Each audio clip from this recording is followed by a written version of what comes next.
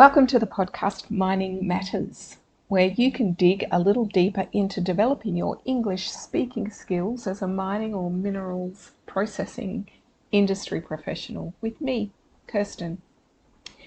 Each month I will dive into one topical issue affecting the mining and the mineral processing industries. You can listen to a short discussion of the topic by me, and then I will explore some of the background of the vocabulary and the grammar that I chose to use. You can then develop your own discussion of the topic and use these examples to deepen your understanding and bring you closer to English fluency. Now you can choose to record yourself at home and keep the recordings as a record to observe your own improvement.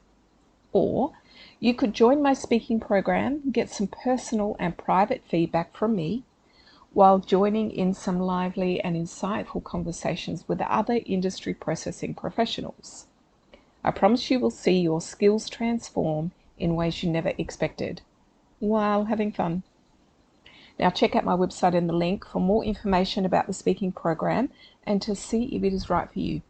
If it is not, I am glad you could join me anyway, and I hope you find the support and motivation you were looking for here. All right, welcome back, guys. So this is the third episode, the last in our environmental stewardship suite.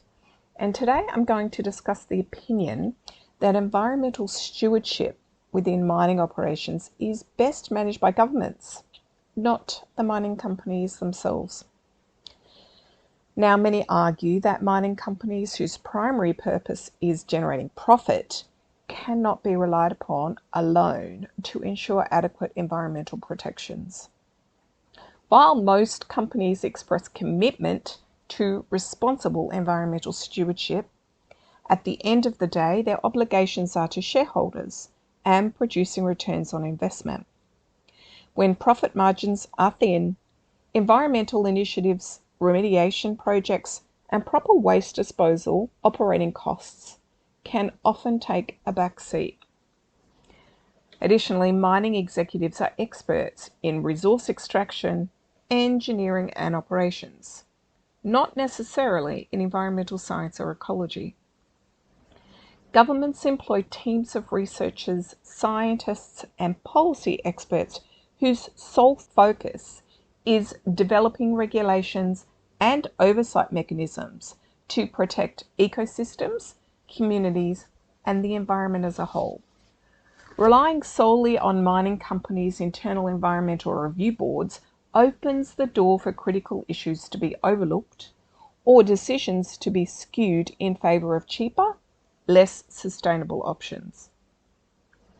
Governments have broader perspectives and interests than any one individual company.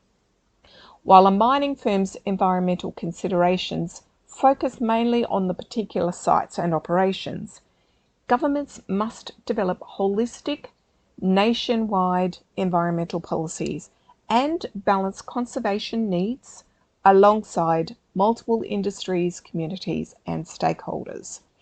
This enables a more comprehensive framework of environmental stewardship than mining corporations' limited scope could ever provide. Of course, meaningful partnership between government, regulatory agencies, and mining companies is essential.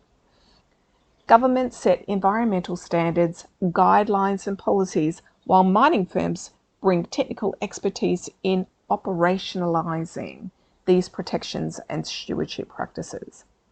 However, the oversight, regulation, and ultimate responsibility should remain solely with the government entities working in the public's interest.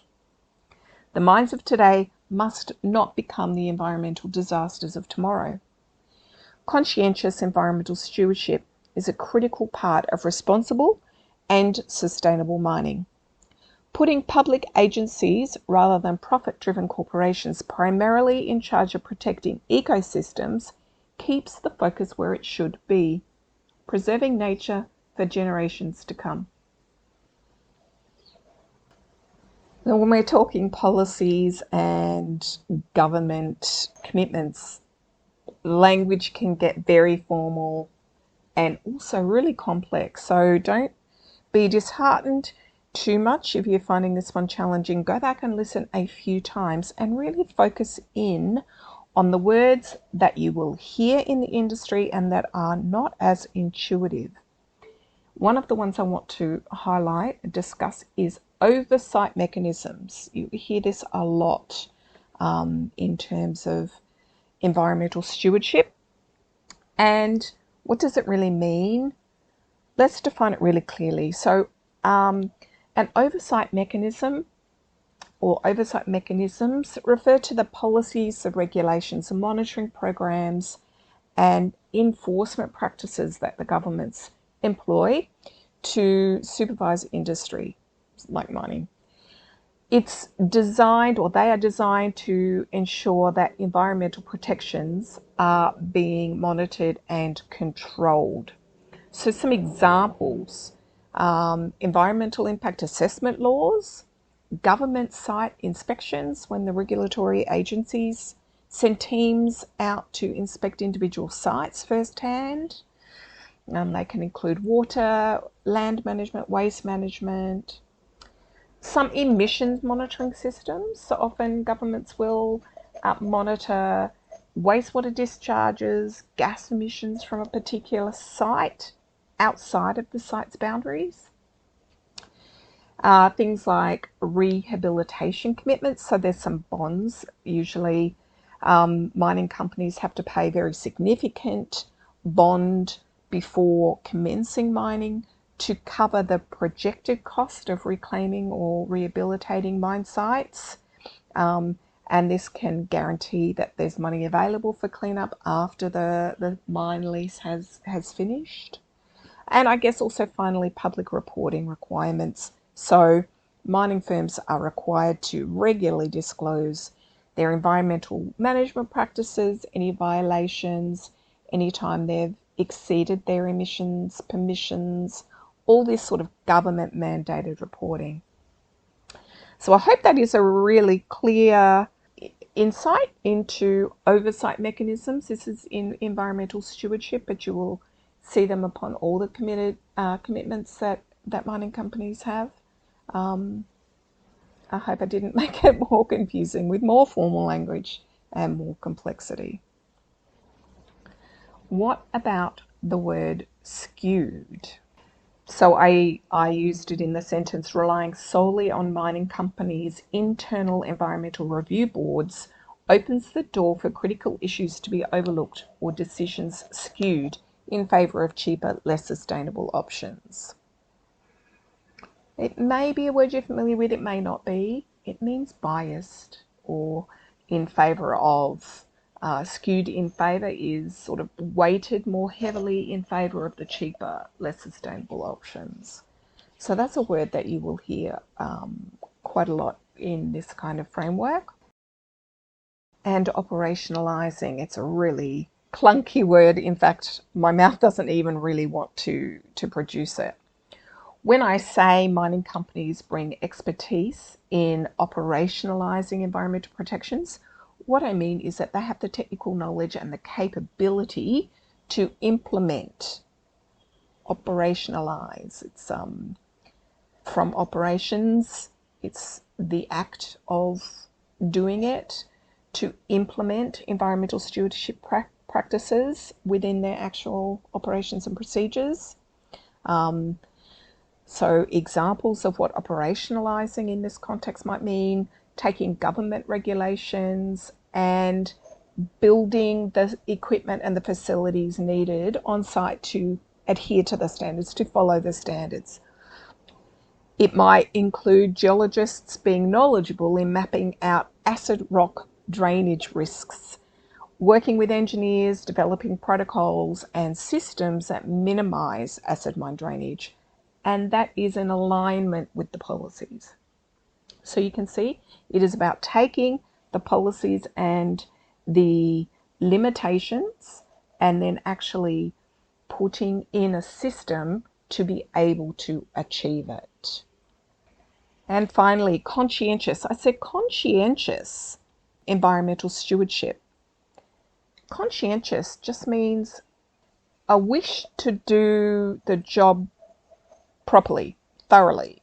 very well, very seriously. So it is a serious commitment to environmental stewardship, not just a token, something we say but we don't actually mean it. Conscientious environmental stewardship is very mindful, it is very purposeful, it is very focused. Look, this is the last podcast episode in a this is a little bit more complex than my regular topics due to the fact that it's very formal and it's full of a lot of government jargon. It's not really able to be avoided. Some of the less formal and more casual words don't bring the weight of the seriousness of what's being discussed to the table. I hope it's given you a little bit more confidence in being able to understand or dissect what is being said so that you can accurately interpret the language, and then you can start to produce some of it yourself. It'll take quite a lot of practice. For us technical people, it's not quite as intuitive as some of the other language you use. But if you're joining me in the speaking program, you will get lots of practice this week and next week in our group activity. And if not, I encourage you to practice on your own at home, debate your point of view. Mining companies should be responsible. Mining companies should not be responsible for environmental stewardship. Do they do enough? Do they not do enough? Whatever it is that you want to debate, just get practicing using the vocabulary. And I will see you next month for our next exciting topic.